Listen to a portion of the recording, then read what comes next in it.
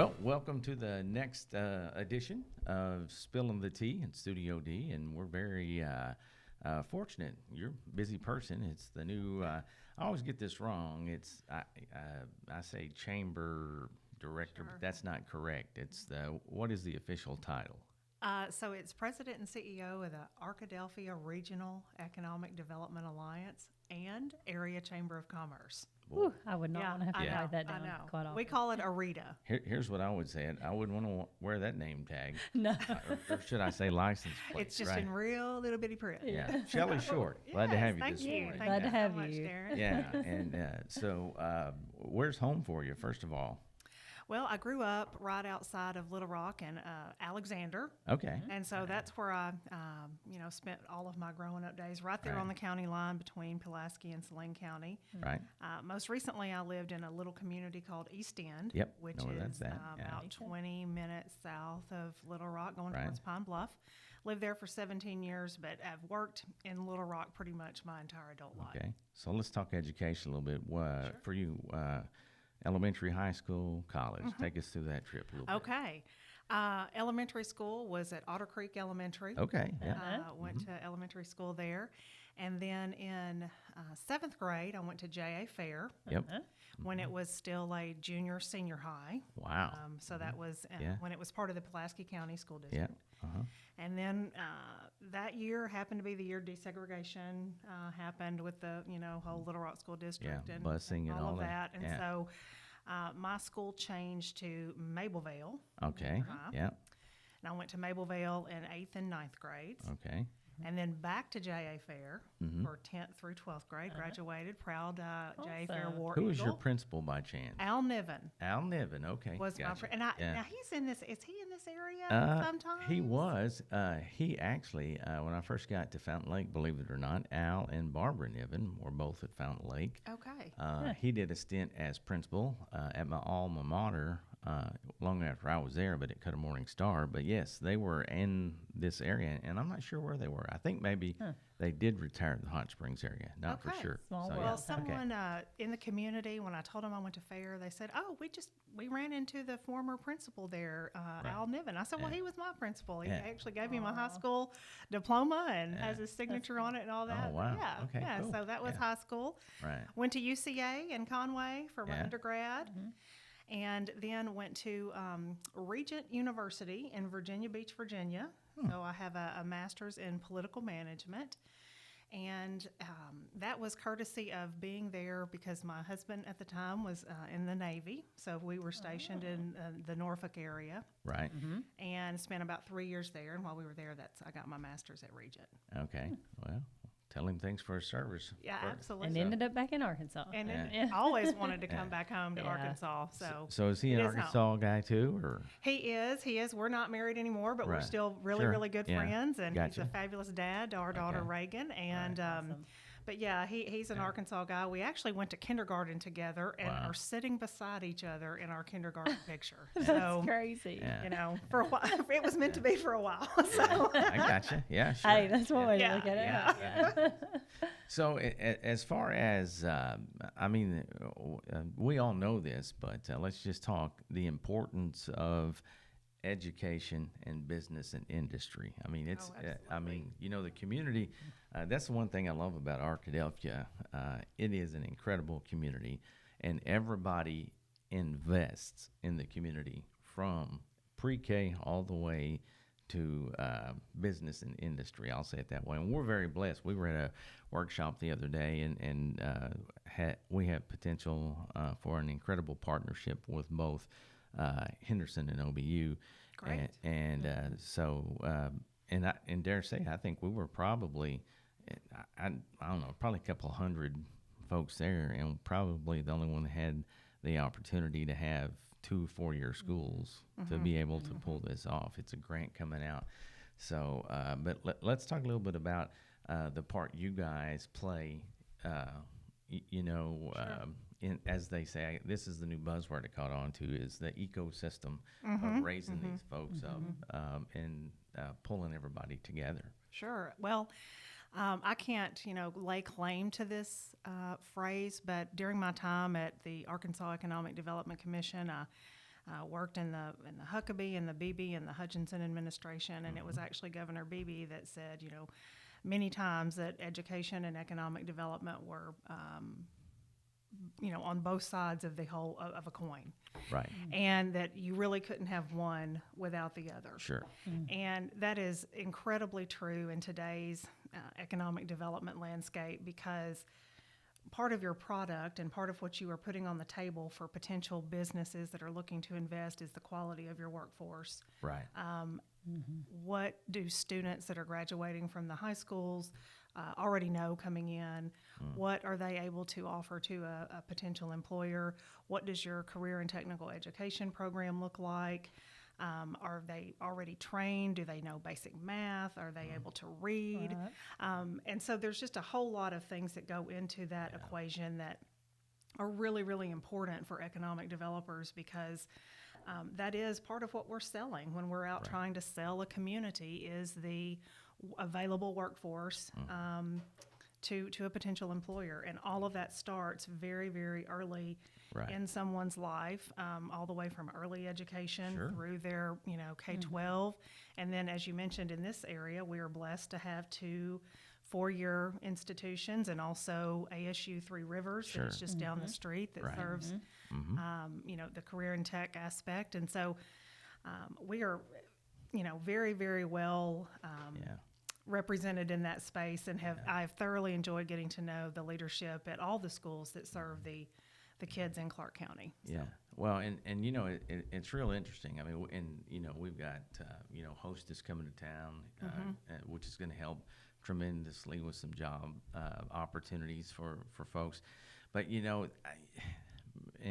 I'm 55, soon to be 56. So in my lifetime, I mean, there's just some head-scratching stuff going on as far as, the workforce. I talked to a guy again yesterday in a particular, they're in, like what they do glasswork, windows, storefronts, that kind of stuff. Okay. And he was just talking about, the supply chain and getting things, how long it's taken. But he said one of the supply folks told him, he said, after COVID, they had like 66% of the workforce that they had. That's what they were running at, 66%. And of that 66%, 80% of them were new employees. So that kind of blew my mind. And then recently had a discussion. One of the big power Entergy are calling retirees out because they can't get employees. And again, that just kind of blows my mind a little bit.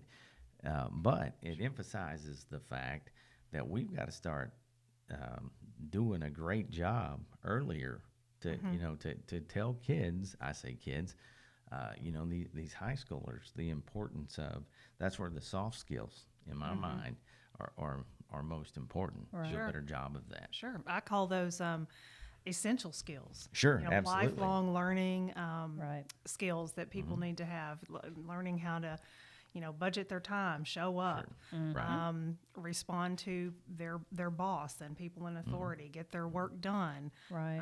Behave in a professional manner.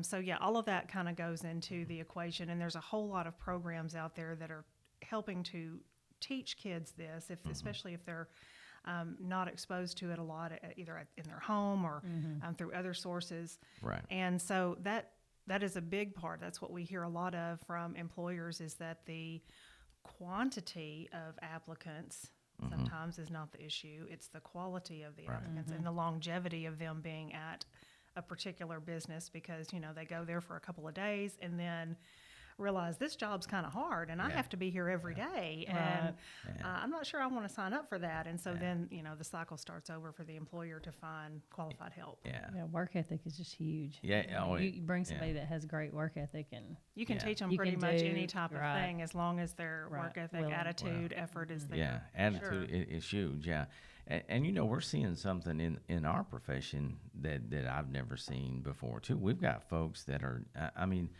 honestly, up until about 2-3 years ago, it was unheard of for somebody in the field of education to just up and leave. it was either at semester or the end of the school year. But I mean, they could call you tomorrow saying, "Yeah, same for me. I'm done." You know. And again, I mean, it never happens. Yeah. So I mean, it's all across the spectrum as far as like you're saying, these employability skills that we have to teach. And again, I guess sometimes I think we take some of that stuff for granted, and stick-to-itiveness. I mean, that's not the official word, I guess, but that's huge. And what I've found is one of the things we've got to do is to do a better job of not only identifying it, but modeling that.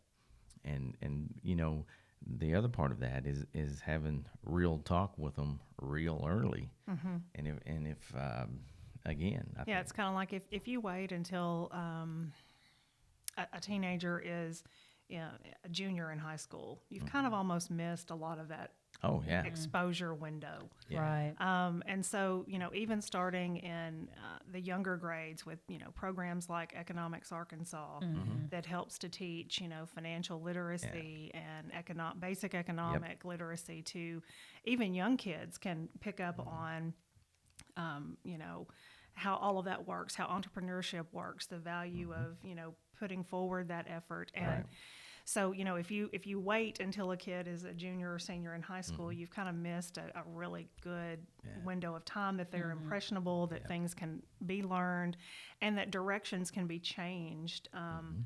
And so, you know, there's several different, you know, workforce development programs out there that try to expose kids to different types of careers, because as much as, you know, I value my college education, I'm sure everybody that has it does, but, you know, college is not the end all be all. It's not for everybody. No, and there are plenty of great jobs in Arkansas that, and around the country, that you can have and make a great living and not have to have a college education. Oh yeah. Right. And those are the types of workers that, you know, we are needing, and this country was built on and will continue to be built on.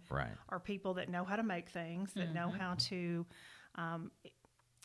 if you can read and learn how to work a robot, it may not be in your high school career is super sophisticated, but then you can take that skill. I met with an employer this past week that said, you know, if they can learn how to work this, you know, little robot in the classroom that isn't really all of that technical, I know they have the basic skills that could come to my place and learn how to work this big robot that does do a lot of technical things. And so I think exposure is extremely critical for kids. And I agree. I think exposure is huge, just to let them know what's out there. 'Cause Absolutely. they don't know.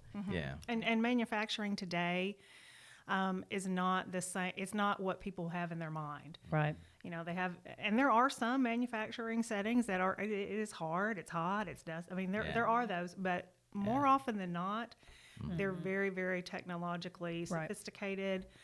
They're clean. They are, you know, well run, and you're going to enjoy working there, and you're going to be able to make a career and a life for yourself and your family based on the wages that you're earning. So and we kind of learned that. It felt like we were one of the first schools when we were there to do what they call a conversion charter, and basically one of the things that we decided early on, we wanted our kids to have what we called a PSP, personalized success plan. We're going to start it in high school. But before we really rolled that out, we had that aha moment, kind of like you said. I mean, high school's a little late. I mean, we need to grow this program with our students. So we started it in like the 8th grade. And a lot of people said, well, that's a little early, don't you think? And they said, what if they decide to change that thing? And I said, well, have you read the statistics lately? They change jobs, careers, their minds. And so that's what it was all about. And I can remember, you know, we had somebody from the Department of Ed come in and was asking us about it. And she said, well, you know, that's pretty smart, because she had a nephew that wanted to be, you know, like a video game developer. Found out that he had to have statistics, and he said, oop, I'm out. You know? So, but that's, again, you know, she said, I'm glad he figured that out early on. But, and you know, but that's life, that's reality. I mean, there will be those things that lead them to a certain point, and they say, I'm out. But to your point about the robot, there's a curriculum, I guess you would call it a curriculum, Project Lead the Way, very hands-on, and we got to see that firsthand too. Some of the kids with traditional learning that struggled a little bit. When we rolled that out into the classroom, man, those kids, they just excelled and were very successful. And but it did what you said. I mean, it led them to things they hadn't thought of, and really gave them, an avenue to say, hey, here's a career path I hadn't thought about. Exactly. If you can't see it, it's hard to be it or to envision yourself doing that. And so I think that just what you said, it's critical to give kids just some choices, to show them what exists out there, that you can see kind of their face light up. What you said, all of this, history and science, as much as I love it, it may not be for everybody, but, you let people tinker with their hands. There are people that are motivated that way. You don't want me building anything, but, we need people in the world that can. So, well, and I think the other challenge there too is kind of the adult or the employer part of it is opening their minds to the workforce that's coming through now. I'm not saying we have to necessarily agree with everything, but the world that they are living is different than what we all experienced. And I think about that. Obviously there's certain things, there's certain non-negotiables, obviously, but again, there are certain things. I can remember a couple of years ago we had a panel up here, and one of the loggers said, I had a kid out there on one of my skidders doing whatever, and he said he had his headphones in one day, and I said, man, that's not going to work. Take those headphones off. And he said the kid kind of, he said I could tell it didn't sit well with him, so and went home and he said talking at dinner and then, had a conversation with his kids, and like, Dad, that's just what we do. And he said, so basically, I had a change of heart, let him put them in, and he said that kid became the most productive employee I'd seen in like 15 years. And he said, so that was really a mind shift for me. And so in the lesson he was saying, sometimes we have to let the little thing go, to see the big picture, I guess. I'm sitting here thinking about this, but even it's just getting those opportunities just available. Like my daughter, for example, she wanted to do medical field. She always thought nursing, and then the more that she kind of researched it, she was like, I don't really know. And so we just sat down one day and started going through different opportunities in the medical field, and she landed on radiology tech, which she did 2 years at Henderson. She's at Baptist Health, and she's in her third year now, and she loves it. But it's just researching and getting that exposure and taking, like former educators, kids would take personality tests because our personalities gear ourselves, to lean toward certain careers and things like that. So with people, not with people. Right. And so I think that's so important, like you said, getting younger, like Darren mentioned too, is give those middle school kids those personality tests. Give them those career aptitude tests. Let's see what field they're kind of leaning toward, and then let them explore some of the many options within that one field. Because you think medical, okay, doctor, nurse, that's but when she really got into it, and then even in radiology, there are tons of options that she can go to within that field, which I never even knew. So it's just there's just so much out there for kids. I think that's true. My daughter is a sophomore at Washita Baptist, and she is interested in doing something in the sports world. And, a lot of people think, oh, you want to be a coach or something like that. Right. But because we've tried to research a lot of different options, like you could work for a brand of, you could work for Under Armour, you could work for Louisville Slugger, you could work for the NFL in operations, you could work for, there's so many different opportunities that it doesn't always sometimes align, like what you said, oh, you want to be in the medical field, you must want to be a doctor or nurse. Well, there are other opportunities within that, and taking the initiative, just putting those options out there to kids and letting them pick up on what is going to fit with their personality, what they're good at, So, coming in, switching gears a little bit, kind of like your first, I don't know, I'd say 100 days or whatever, but I'm almost there. I think right. I'm almost there. So I know you have some immediate goals. So let's talk about a few of those and then hit a couple of long range goals. Okay.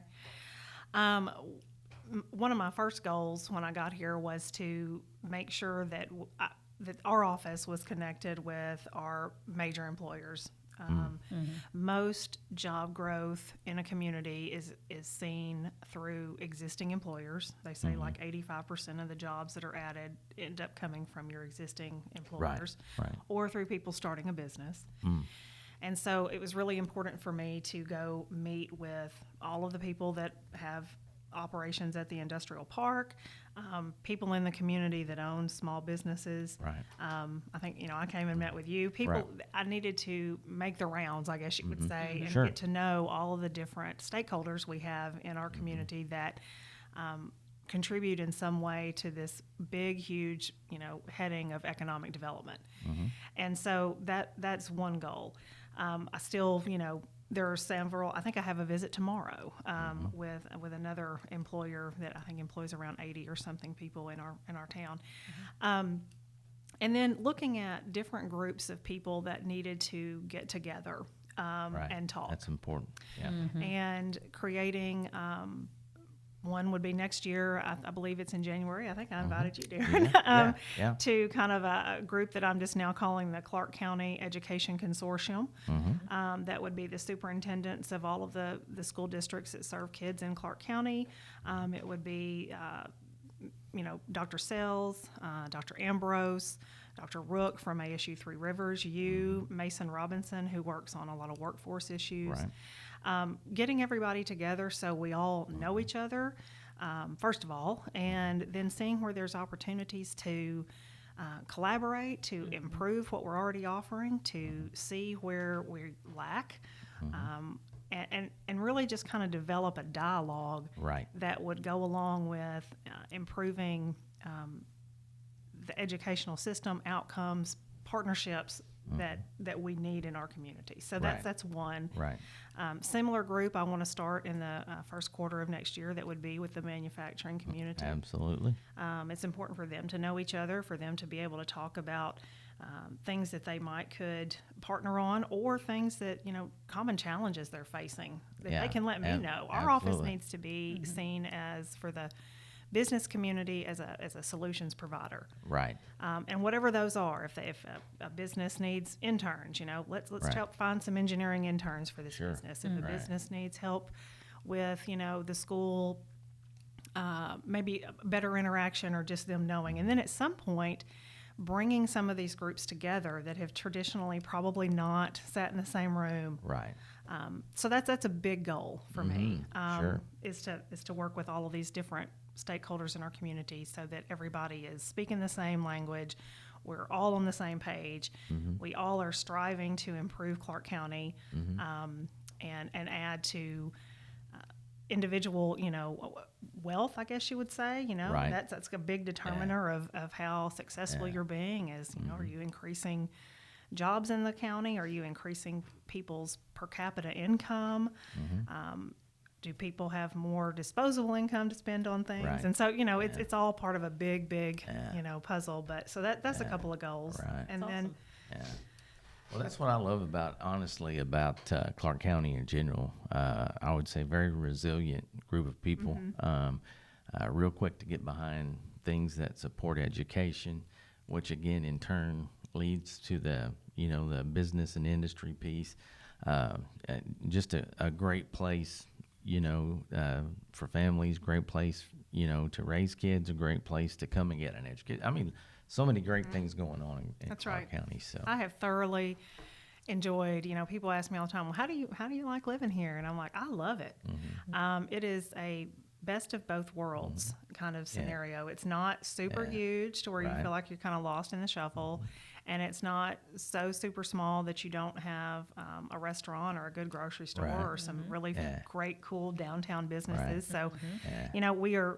I think we are perfectly situated to be able to, just rocket propel ourselves Oh, you know, yeah. going forward. Yeah, And I'm really, absolutely. really excited Sure. to Yeah. be here Oh, and yeah. to be working with so many great folks. Well, we appreciate you coming in. But Sure. before you get out of here, Yeah, don't let her Okay. off the Yeah. hook. Don't. Oh, no. No, we just have a couple. we have a couple of little fun things we like to Okay. do, and like first of all, we just want to, one of the fun things we ask is like what's on your playlist, because I know you got to be doing a lot of driving around, right? Okay. So What's on my playlist? Well, Mm-hmm. I listen to a lot of audiobooks. okay, Historical fiction is Mm-hmm. probably my genre. right, I've got my goal for the year was to read 50 books. And when I Wow. say read, I mean listen. Mm-hmm. Because if I start reading, I start sleeping.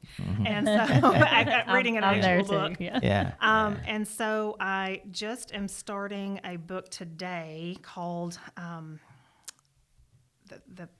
the Lies We Keep or something like that. I mean, it's probably some sort Right. of World War II book. I ended Yeah, up reading yeah. a lot of those. right, And then I started to endeavor at the beginning of this year, and I think I am almost all the way through reading the Bible, the oh first wow, time I've ever yeah. done that. Okay, yeah, And so I think it's just a few more weeks, and I think Yeah. my readings today were in Romans, and so Wow. that's kind of what's on my playlist. Yeah. I don't listen to a whole lot of music. I mean, this Yeah. time of year, it's Right. holiday, Yeah. tunes and all of Yeah. that, but audiobooks, definitely. A lot of Okay. podcasts, true crime. okay, yeah. I'm a true. things- I yeah, said that things one of day that in sort. here to somebody, and they're like, "Ooh, that's dark," and I'm like, Yeah. "No, it's not." Yeah, it's dark. It's I it's don't interesting. know. I to love me. it. Scary. It's scary. I'm like, well, I don't want to It listen kind of, to it. pricks that little dark part of my Well, personality. But how I in, guess. got hooked in on it, is all the stuff that goes on in Arkansas. I had no idea about now. Oh yeah, there's Yeah, a I do lot not of wanna know. amazing Yeah, podcasts yeah, that I mean, feature yeah, it's- Arkansas yeah, unsolved or I cold would rather cases just or- not know about that stuff. Yeah. Oh yeah.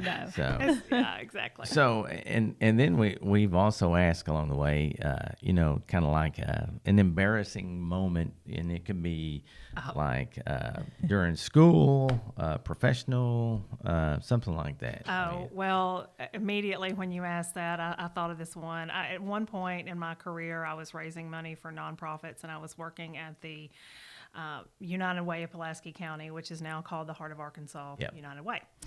And, part of back in, I don't really think they do a lot of this anymore, but you would go to a business and you would present and you would talk to them about why they Right. should donate to the United Way. And so I was going to a business, and it was around Halloween, and they had told me that this was their dress up day. Oh, and okay. so Yeah. Oh no. I wanted to be in the same Yeah. spirit as everybody like where else. this is So I going, yeah. dressed Me too. up as Little Red Riding Hood. Yeah. And I come in full cape, basket, dress, Yeah. the whole 9 yards.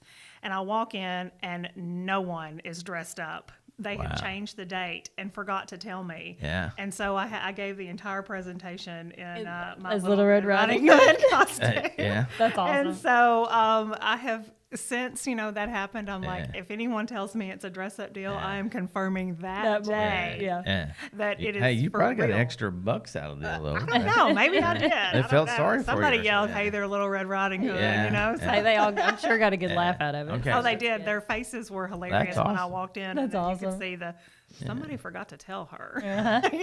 Look. Yeah. So let's do. I got one more, Okay. and Candace kind of brought this out All right. yesterday in something we were doing. But let's talk about somebody that you have impacted, or maybe somebody that impacted you. We'll give you a guest Oh, you're gonna choice give her there. either Yeah. option, huh? Yeah, either or there. I'm going to go with. She was director of the Economic Development Commission for most of my time there, Maria Haley. She had just an incredible story. She was originally from the Philippines, Oh wow. had worked in politics and in government, but she was just a super kind leader that got to know the people she worked with. And it was kind of at a time early on in my economic development career, and she saw some potential in me and gave me increasingly, difficult responsibilities and more things to do, and really, helped to model for me what a woman in economic development could look like and could Right. be. And I'm far from being to the level of where she was, but she just really impacted my life in a positive way, set me up to succeed in this Wow. career, gave me the tools, invested in me. And, along the way, I've tried to do that with different people that I've had the opportunity to work with, is to kind of try to see what type of potential is there and how this person could be fabulous at this job if Right. given the right training, Sure. tools, and Yeah. opportunity. It's awesome. Yeah, that is Very incredible. thankful for her. Well, we'll give you one last shot to give a shout out to the folks of Clark County. So Oh, okay. this is your opportunity. So if you want to get one last cover all message going forward, what's that going to be? I would say to the people of Clark County, thank you for investing in your community. Thank you for the trust and faith that you have in the different leaders. No one is perfect. We're always Right. going to make mistakes. Right. But over time, you can see that this community, you all have invested in yourselves, and we have some fabulous days ahead. Absolutely. And anytime that, either me or people in my office can be of help to you, we want to be that. And we want to be the solution provider for the business, the education, not entirely the education. That's somebody else's role. Right. But we want to Sure. be seen as your partner Right. in growing and building Clark County. Right. Right. Awesome. Okay. And you all have been incredibly welcoming, and Yeah. I absolutely love being part of this Well, community. hey, yeah, and they have, and we could say that as well. sure. So, but we appreciate you coming Sure, in today. thank you so much for I having me. enjoyed it. Yeah, I think your schedule is as busy as Candace. Sure, I know. She's been Hey. checking her watch, like, come Hey, on, hey, we gotta wait, wrap wait. this up. Hey, she opens up her calendar and she said, "Well, what do you?" And I'm horrible. I don't keep a calendar. I usually get in trouble by my staff for triple booking. They're like, "Can you?" I'm like, I think so. I We think finally so, got them to sure. shift to Yeah. the digital calendar. So, well, again, it's Thank been a you so pleasure much. having you. And been again, great. good Thank luck you. to you. And again, I can already say thanks for what you've done. And I'm excited to see what you're going to do in the future for Thank you so Clark much. I'm County. excited to be here. Yeah. So, okay, well, that'll wrap it up Right. for this edition of Spilling the Tea in Studio D.